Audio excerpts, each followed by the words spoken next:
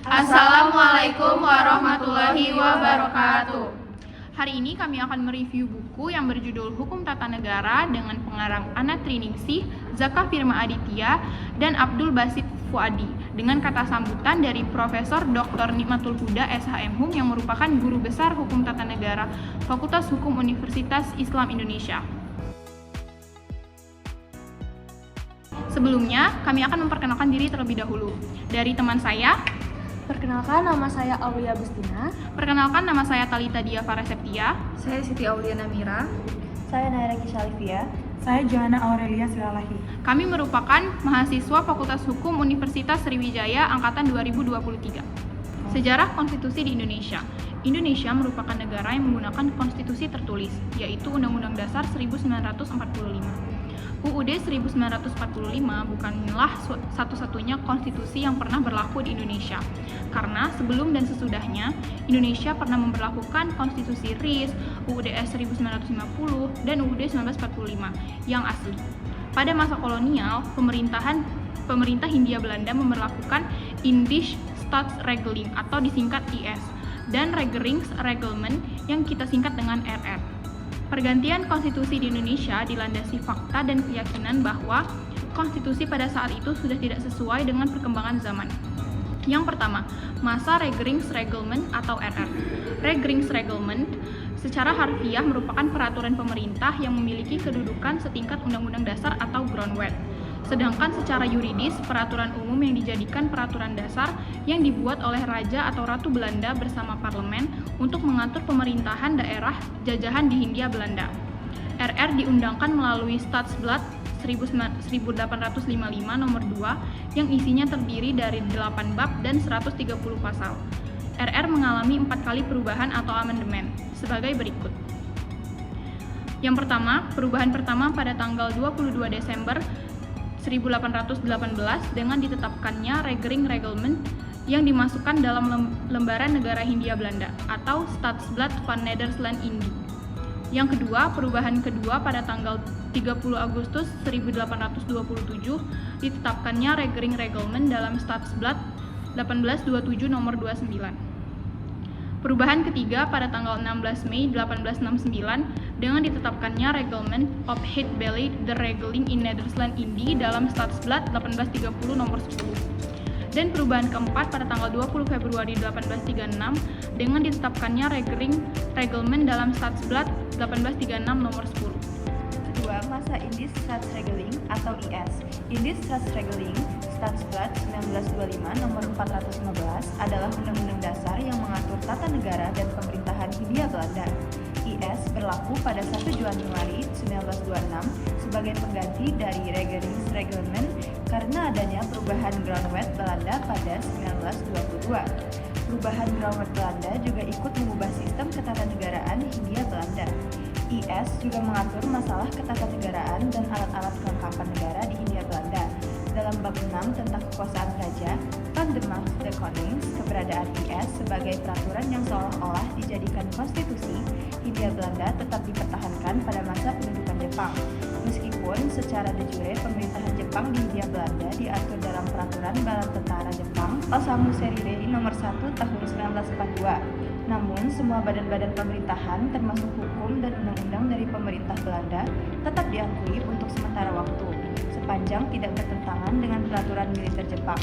Hal ini berarti IS tetap berlaku meskipun beberapa posisi tertentu dibekukan. 3. Masa UUD 1945.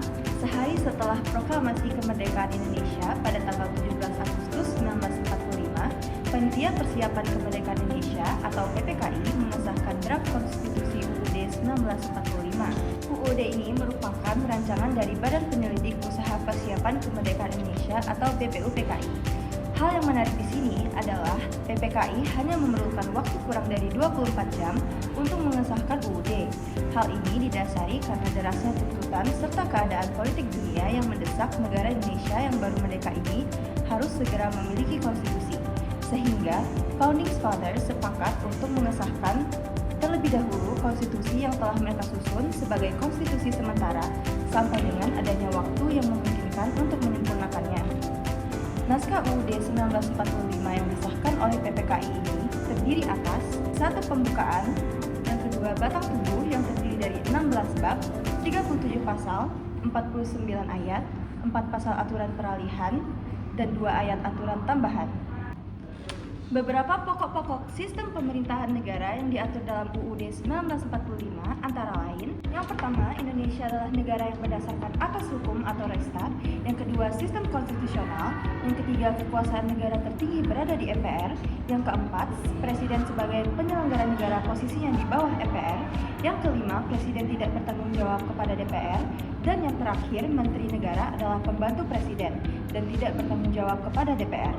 4. Ada masa konstitusi RIS, Konferensi Meja Bundar atau KMB, yang dilaksanakan antara pemerintah Republik Indonesia dengan Kerajaan Belanda pada 23 Agustus 1949 di Den Haag, Belanda, menghasilkan terdirinya Republik Indonesia Serikat atau RIS. Konferensi tersebut dihadiri oleh Muhammad Hatta sebagai delegasi Republik Indonesia, Sultan Hamid II sebagai delegasi daerah-daerah yang membentuk aliansi Bijan Coms for Federal Overleg atau kita sebut BFO, dan Mr. J.H. van Marseben delegasi pemerintah Belanda, dan berhasil menyepakati 3 kesepakatan yang berbunyi: 1.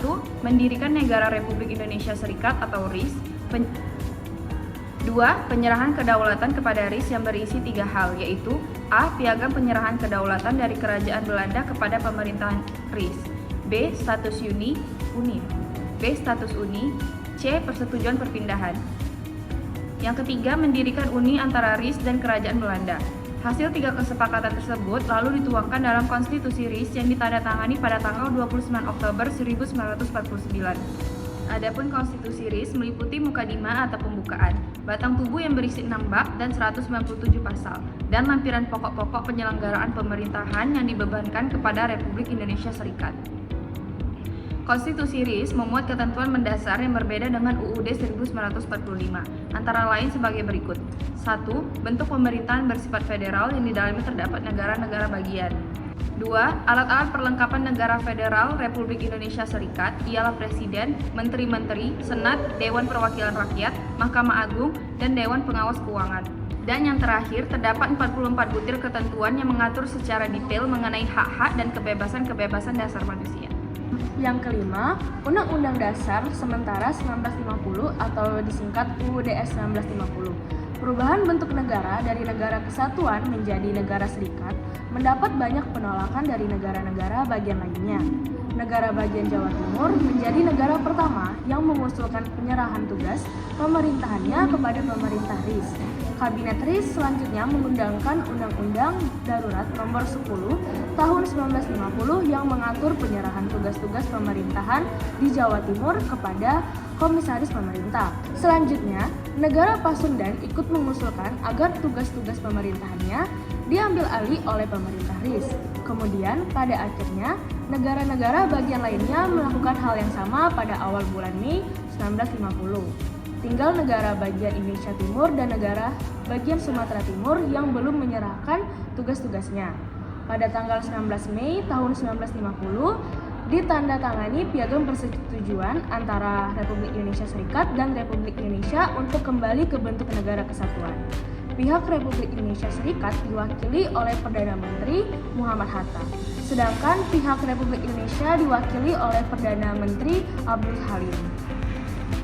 Selanjutnya, untuk menindaklanjutinya, maka dibentuk sebuah panitia yang bertugas membuat rancangan Undang-Undang Dasar Sementara atau UUDS yang nantinya disampaikan kepada Badan Pekerja KNIP atau Republik Indonesia, DPR, dan Senat RIS.